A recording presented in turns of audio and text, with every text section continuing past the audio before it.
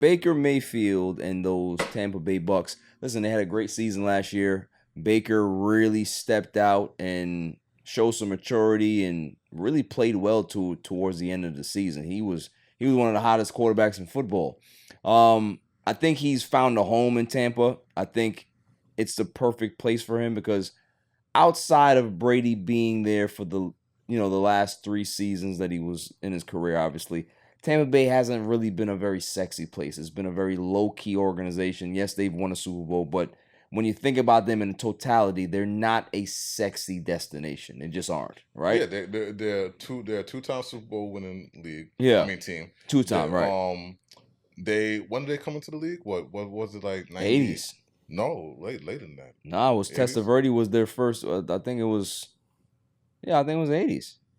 I can't remember, Yeah. but what I do know is that even as a 2-time Super Bowl winning team, they have one of the worst win-loss records of the entire league. Like, well, I mean, it's a bad because you team. got to think about how they started. They were one of the worst expansion teams ever. You know what I mean? They barely won games. So that start of their history, they're still trying to make up for that. You know what I'm saying?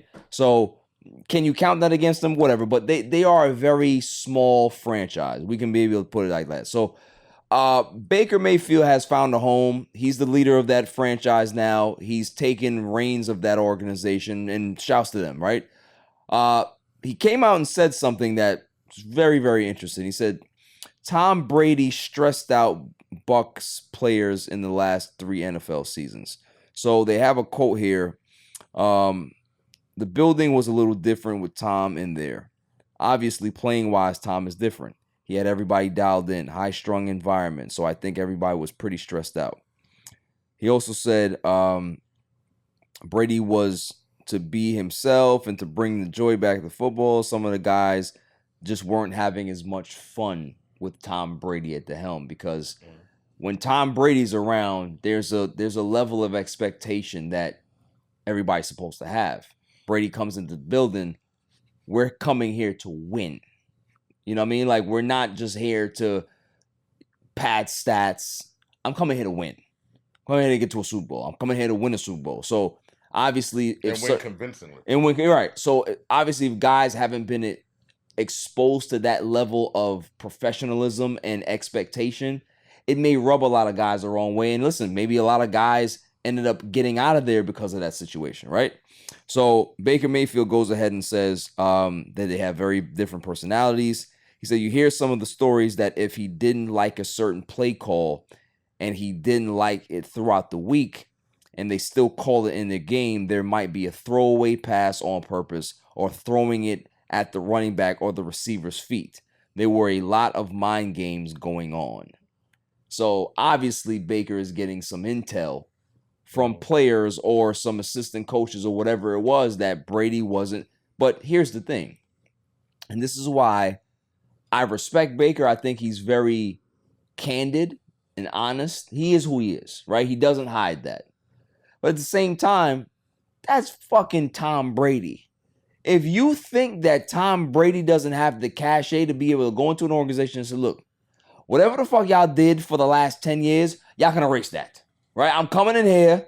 I want all the plays changed, right? Because remember, when they got there in the COVID year, he didn't like the play calling. Towards the middle of the season, he took over the play calling, and the rest is history, right? So there's evidence here that when Tom Brady does what Tom Brady does, success follows. So if you have a problem with that as a player, then maybe you shouldn't be there. And he wouldn't give a fuck if you left anyway because you're not a part of the program. So yeah, it may seem like, oh, well, Tom Brady's demanding, but as an athlete, don't you want your leader to be that demanding player, especially at the quarterback position? I'm expecting you to be better than what you've ever been in your life, right? That means that your work ethic, your preparation, and how you eat, you condition, everything has to be on a high level because we expect to win. I don't see a big problem with that. I really don't. But 2 things can be true at the same time. What you're saying can be 100% true, and what Baker said about I'm not going to disagree with what Baker said. Yeah. So now you have a situation where Tom Brady walks in. The leadership of the team, oh, we can't tell you what to do because you're 6-time Super Bowl winning Tom Brady. We can't control this situation anymore because you're 6-time Super Bowl winning Tom Brady. But you know what you were getting into. Personnel, now as players, I can't fuck up because that's Tom Brady. Tom Brady has the cachet to say, you're not the running back anymore. You're not the left guard anymore. You're not the slot receiver anymore. Oh, you're going to play outside receiver right now. Oh, I play against you in practice. I don't like how you play middle linebacker. You're going to move out to safety. Like, he has the cachet and the power to be able to make all of those changes on his whims because I'm Tom effing Brady. So now I completely agree with what Baker said. Like, if now I'm a player, now I can be a professional, I can be good at my job, I can be great at my job. Mike Evans, one of the low key, and I really think he doesn't get the respect that he's supposed to get for how good he is. I can understand how Tom Brady walking in could even make a play of his cachet sit there and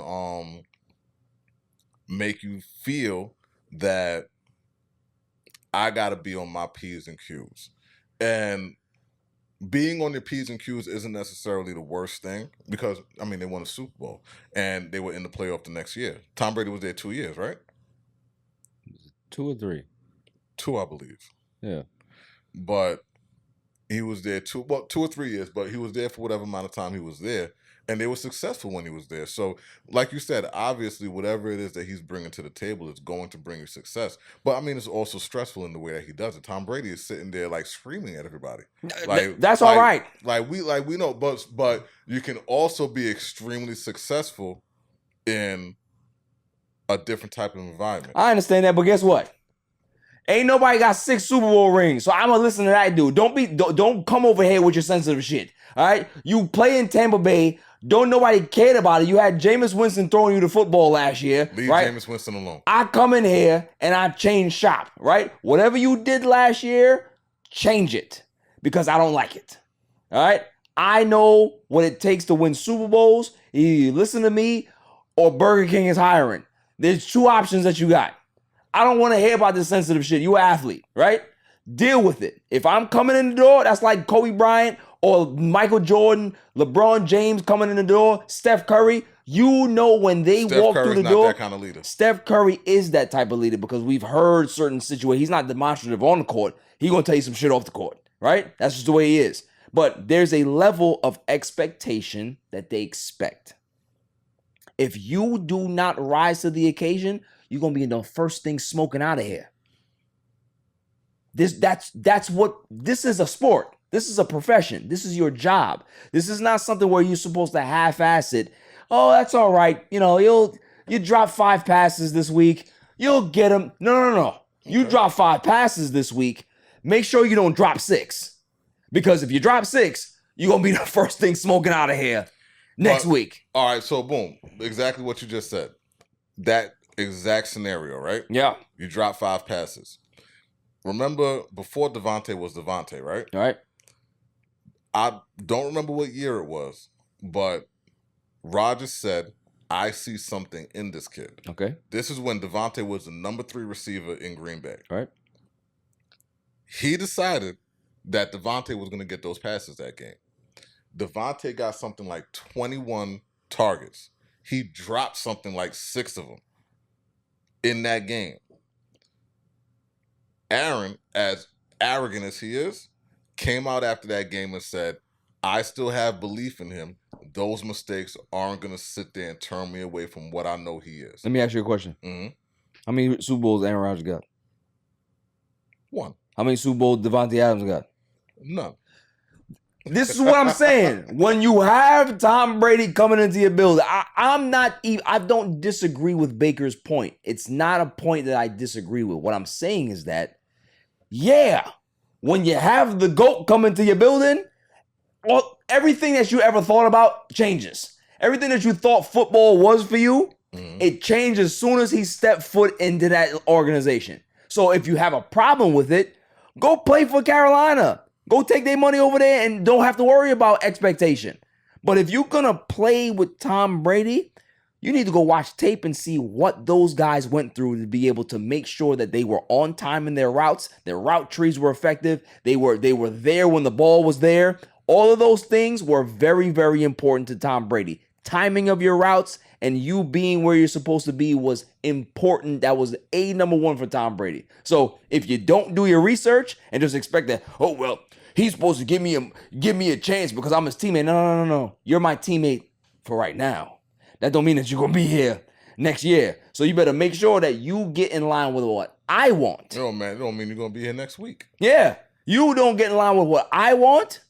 You on the first thing smoking out of town. Look what happened. He looked at the receiving room and said, oh, this is what y'all got? Okay, I like Evans. I like Mike Evans. He cool. Yeah, Mike, what's up? Oh, y'all got this dude? Okay, cool. Who else we got? That's it? All right, give me a second. Let me get on the phone. Here, look, Grunt. Yeah, come out of retirement. Come play for a couple. I mean, I got a bag over here for you. All right, come through. Yo, listen, have you heard from AB? You got AB's number? All right, cool. Let me call AB as well. Don't worry about it. Yeah, AB's coming.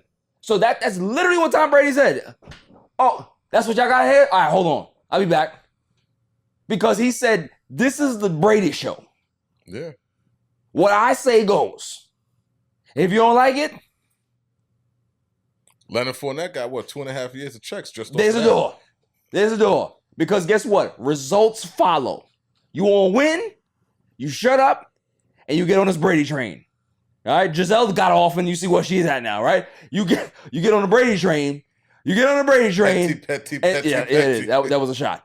You get on the Brady train and success follows. So yeah, yes, it was different. It was a little bit more uptight in that situation because the expectation level was higher. That's all it is. So if guys feel a little bit more loose playing with Baker, great. But once you guys start to put together consistent winning seasons, guess what's going to happen? The expectation level rises. And that comfortability that you had the first 2 years of Baker's career or tenure in Tampa, it starts to get a little bit more uneasy because they're expecting you to get to a certain level. Winning comes with expectation. Losing doesn't. Simple. What are we talking about here? Tom Brady. You're going to talk about Tom. Don't even mention Tom Brady. Don't. Romo better than Tom Brady in the booth. Who? Romo. Absolutely not. Absolutely. Absolutely not. And I'm a Cowboys fan saying that. I love Tom Brady in the booth. Absolutely. Goat. Goat in the booth. Goat in the field. All All right? Love Tom Brady. Sounds like bias to me. It is. It is. Okay? I'm a Tom Brady guy. I used to be a Jets fan, but I supported Tom Brady. Tom Brady. What? I respected him. That's the thing. A lot of Jets fans, they're like, oh, I hate Tom Brady. You can't hate a man that busts your ass. Whoa. You can't hate that. Whoa. Did you just say? What? I used to be a Jets fan. Yeah. That supported Tom Brady. Correct. Who is now a Cowboys fan. Yeah. Don't you ever talk shit about me and my Eagles again. Why not? Don't you ever. You support a dumpster fire organization that has one Super Bowl. Yeah, but I've been there since the beginning. That doesn't mean anything. That means that you've been in an abusive relationship for I'm supposed to feel sorry for you? That means I have character. Oh, you have character that you keep getting beat over the face. First of all, we've been good for a long time. We've been a good team for a long time. Is this an Eagle segment?